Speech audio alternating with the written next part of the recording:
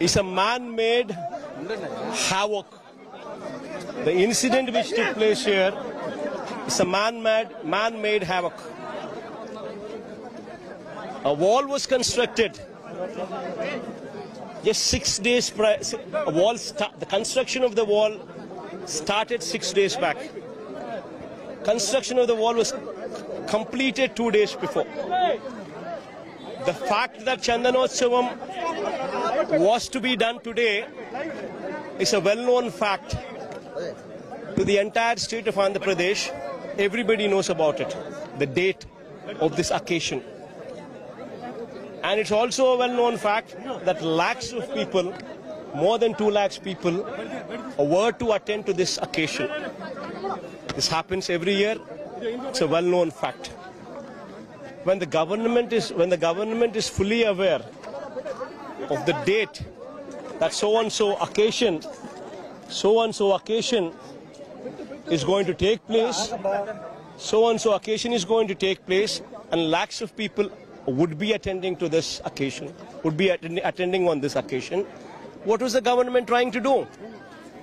They started constructing a wall 6 days before this incident, and that to a 20-meter wall.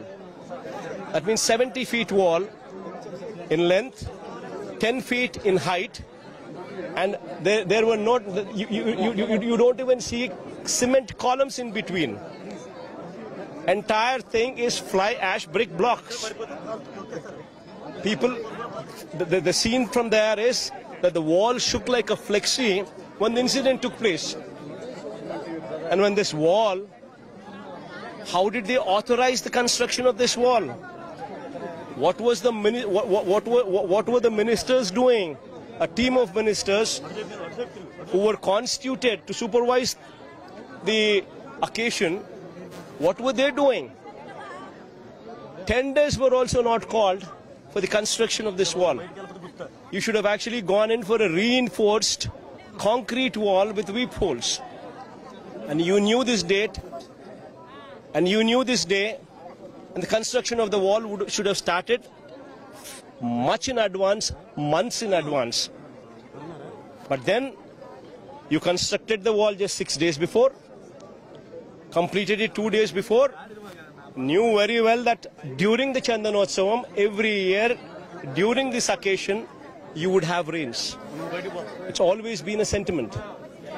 And this year also, you had rain. But then you knew that you had rain. You also knew that the wall was new. You also knew that the wall had no columns. And yet you had the queue, you had the people right beside the wall pass through into the temple. And what is expected of it?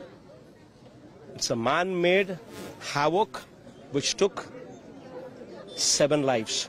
This family alone lost 4 lives. And who is to be blamed for it?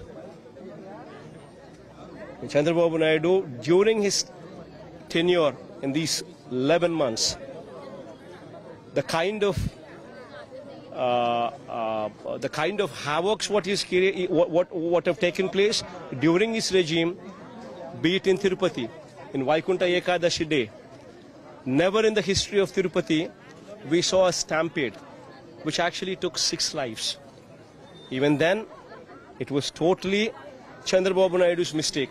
He was camping in Kuppam. He had every policeman attend to him rather than to the occasion. And Vaikunta Ekadashi also was a similar festival. Very well everybody knew on which date it was going to take place. Everybody also very well knew that lakhs of people would be attending to it. Yet there were no people, there were no cops. Everybody was engaged with him. People were parked in the parks. Suddenly they were let out to actually go into the queues, which erupted into a stampede. 6 lives lost in Tirupati.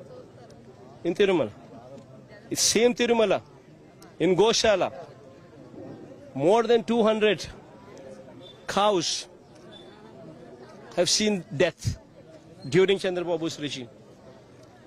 Sri Kurmam temple in Srikakulam, more than 15 turtles died during Chandrababu's regime. And even now, today, in Vizag, Simhachalam temple, more than 7 deaths because of this war, because of this havoc, which man-made havoc which is created through this wall. During this regime itself, Lord Venkateswara Swami's reputation was brought down by this Chandrababu Naidu, circulating fake news on Laddu. All this during the course of these 12 months. During the course of this, even in Simhachalam, also in Vizag now, this is the first time something like this took place in the history of this temple. All thanks to this man Chandrababu Naidu. This man should actually go jump in a well. So do you think state government given priority to VIP protocol? VIP protocol instead of the general public? In Chandrababu's regime, a common man is ill-treated. Common man plight is never listened to.